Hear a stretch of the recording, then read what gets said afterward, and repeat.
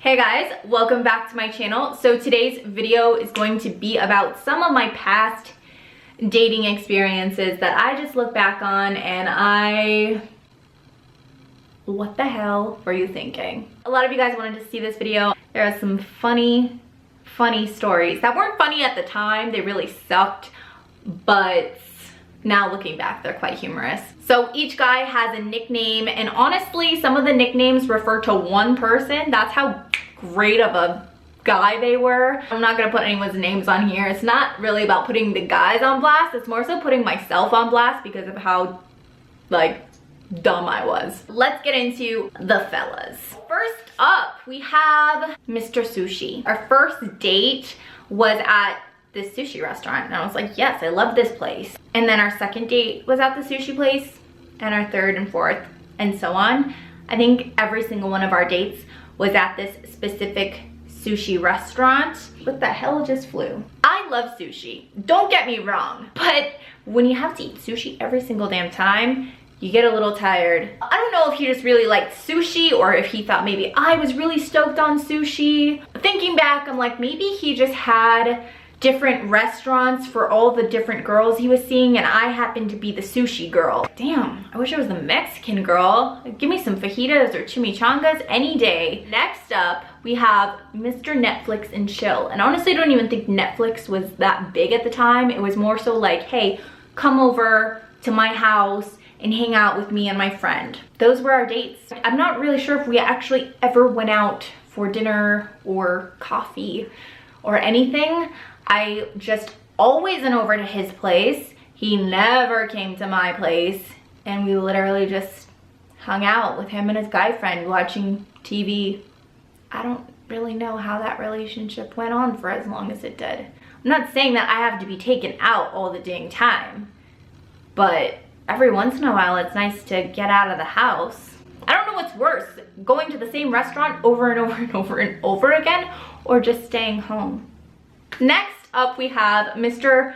3-Day Rule. So you know how girls have that kind of rule to make them seem not interested or hard to get? It's dumb in my opinion, but like the whole rule where if a guy texts you, then you wait like 2 hours to text back or something like that. Well, this guy was kind of like that, but it took 3 days. It was like, hey, we had a date tonight, but you bailed and never let me know you bailed until 3 days later. And most of the time he had an excuse, and sometimes he just acted like nothing happened.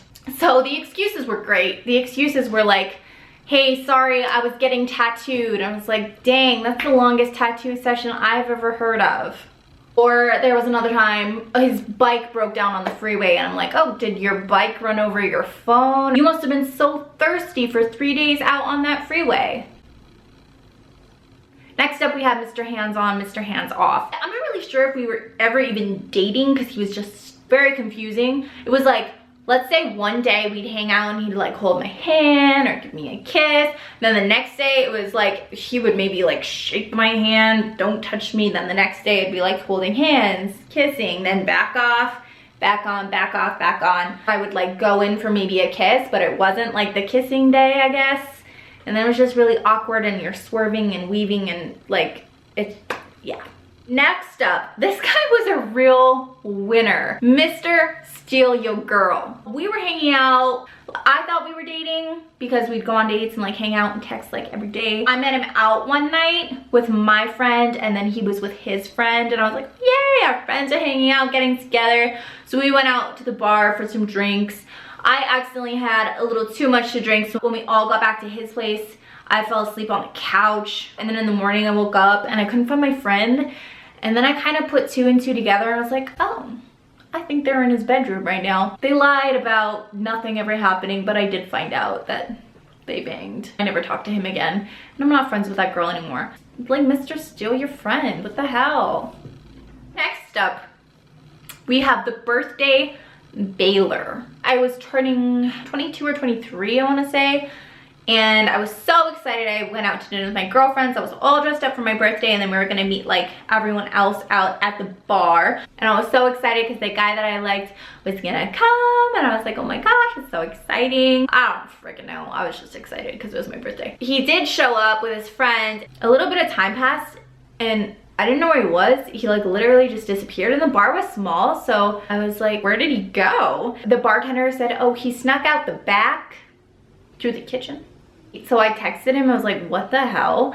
And he said that his grandpa had died, but then I saw on Facebook that he had checked in at a strip club. I guess people have very different ways of grieving.